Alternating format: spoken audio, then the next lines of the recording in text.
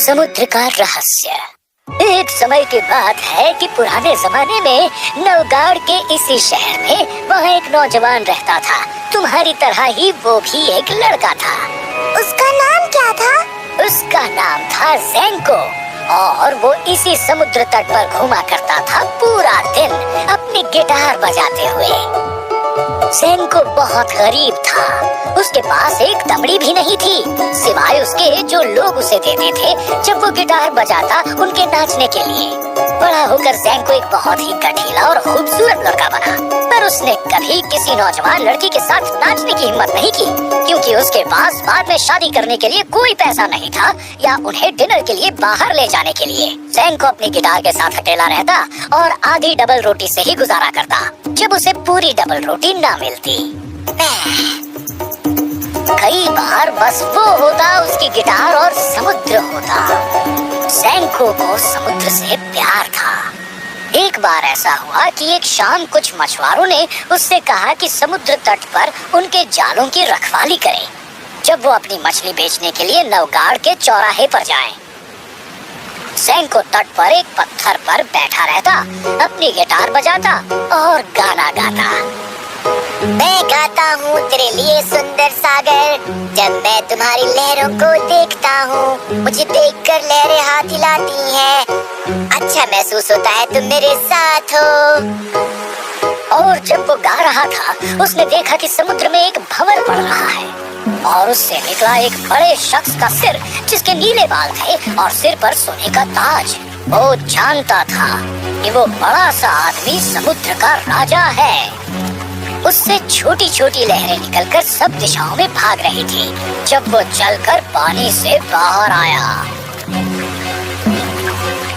नवगाड़ के ज़ेंको, तुमने बहुत दिनों तक समुद्र के तट पर गिटार बजाई और गाया है। मेरी बेटियां तुमसे बहुत प्यार करती हैं और इससे मुझे भी बहुत खुशी है। एक जाल पानी में फेंको और ये सागर गाने के लिए तुम्हें कीमत अदा करेगा, और यदि तुम्हें इस कीमत से संतुष्टि हुई तो तुम्हें नीचे आकर हमारे लिए सागर के हरे महल में गिटार बजाना होगा।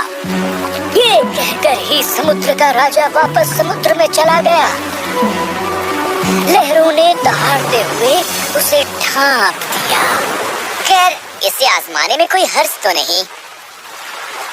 उसने एक जाल वहां समुद्र में फेंका और फिर उसे खींचकर बाहर निकालने लगा उस चांदी जैसे चमकते पानी से। आसानी से रस्सियां निकल आईं और जाल भी, और वो चांदनी भी चमचमा और दमक रही थी। जाल में तो कुछ भी नहीं था और जैसे ही अंतिम जाल तट पर आ रहा था उसने देखी एक चीज जो चौरस और काली थी। उसने उसे खींचकर बाहर निकाला और पाया कि वो एक संदूक था। उसने वो संदूक खोला और वो भरा था बेशकीमती पत्थरों से, हरे लाल सुनहरे, जो चांद की चांदनी में दमक रहे थे।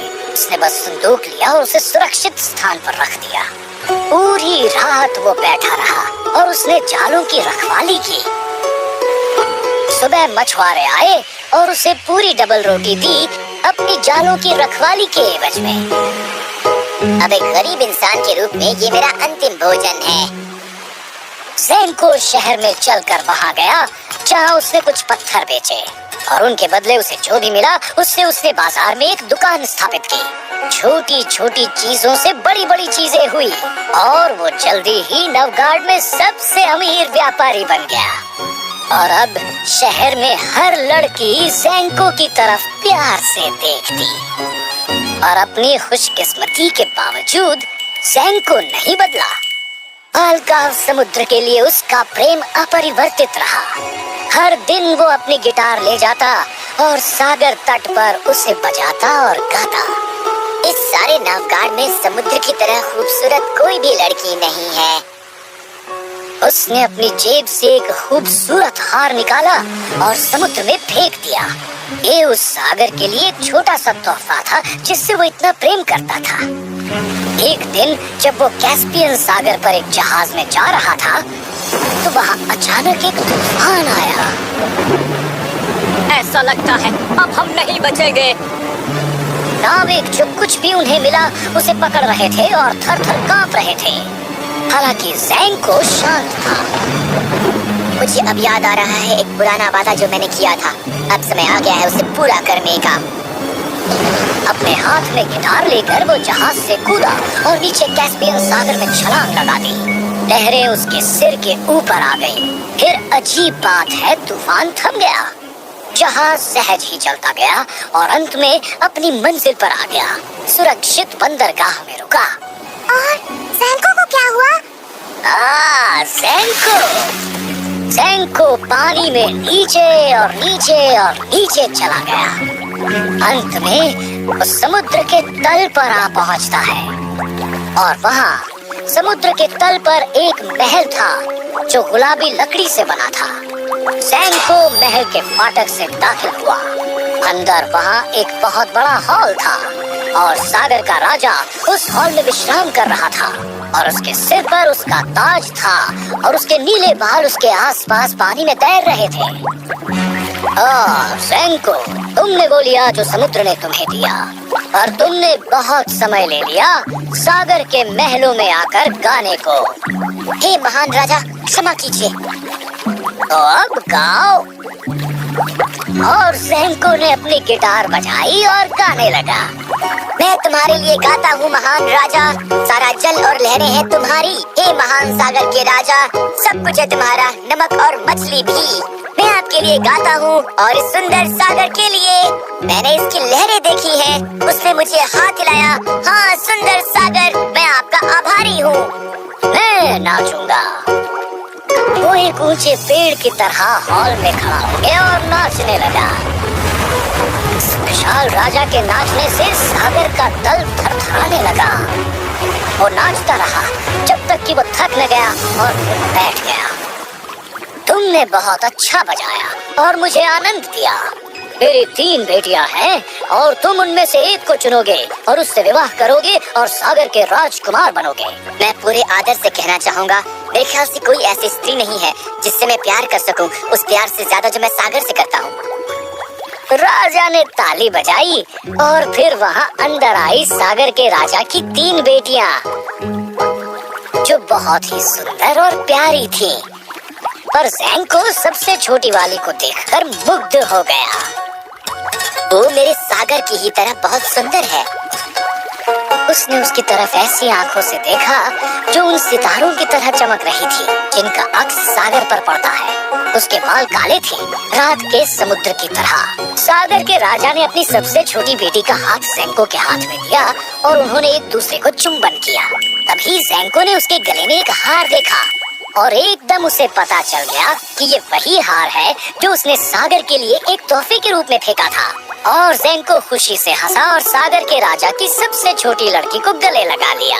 वो भी उसके गले लग गई। जल्दी ही उनका विवाह हो गया और सागर का राजा शादी की दावत पर इतना हंसा जब तक महल कांपने न लगा और मछलियाँ सभी दिशा में तैरने न लगी। और दावत के बाद ज़ेंको और उसकी दुल्हन इकट्ठे उसके महल में गए और इससे पहले कि वो सोते उसने कहा, ओह ज़ेंको, तुम मुझे भूल तो नहीं जाओगी? तुम कभी कभी मेरे लिए गिटार बजाओगी और गाओगी? अब मैं तुम्हें कभी अपनी नजरों से अलग नहीं करूँगा। और जहाँ तक संगीत का सवाल है, मैं पूरे दिन बजाऊंगा और गाऊंगा। वो शायद हो। ये कहकर वो सो गई। ज़ेंको को भी नींद आ गई। बीच रात ज़ेंको ने बिस्तर पर करवट ली और उसने अपने बाएं पांव से राजकुमारी को छुआ और वो जनवरी के बर्फ की तरह ठंडी थी। और सर्दी की उस छुअन से वो जाग गया और देखा कि वो नौगाड़ के सागर के किनारे आसमान के नीचे लेटा था। दादाजी, उसके बाद उसके साथ क्या हुआ? बहुत सी कहानियां हैं। कुछ कहते हैं कि वो शहर में गया और एक व्यापारी बन गया, पर मेरा मानना था कि उसने अपनी गिटार ली और सागर के बीचों बीच तैर कर गया, पानी में गोता लगाने अपनी राजकुमारी को ढूंढते हुए। एक कहते हैं कि उसे वो मिल गई और वो अभी भी रह रहा है उस गुलाबी सागर के महल में। और जब बहुत बड़ी लहरें आती हैं, तो शायद तुम्हें इसका आभास हो जाए कि ज़ेंको अपनी गिटार बजा रहा है और गा रहा है और समुद्र का राजा अपना भयंकर नाच नाच रहा है जिससे लहरें उठ रही हैं। तुम्हारे ख्याल से क्या हुआ होगा? वो अपनी राजकुमारी के पास वापस चला गया होगा। ओह अच्छा, पर ऐसा क्यों? क्योंकि